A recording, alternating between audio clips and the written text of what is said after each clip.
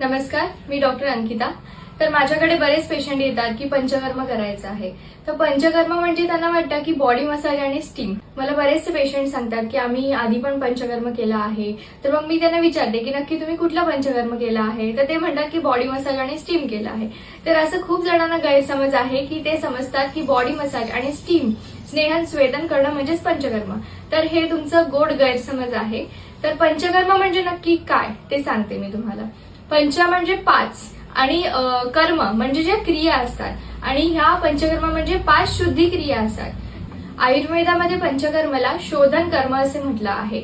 तर ह्यामध्ये काय होतं की बिघडलेले जे दोष आहेत ते आपण जवळच्या मार्गाद्वारे बाहेर काढतो। तर पंचकर्मामध्ये काय तर मेन पाच कर्म आहेत। पहिलं म्हणजे की वमन, दुसरं विरेचन, तिसरं बस्ती, चौथं नस्य आणि रक्तमोक्षण। हे पाच कर्म आहेत आणि ह्या पाच कर्मांमधून कुठला तरी एक किंवा दोन कर्म जे पेशंटला डिसीज आहेत किंवा त्यांना प्रॉब्लेम्स आहेत त्याच्यानुसार हे कर्म केले जातात।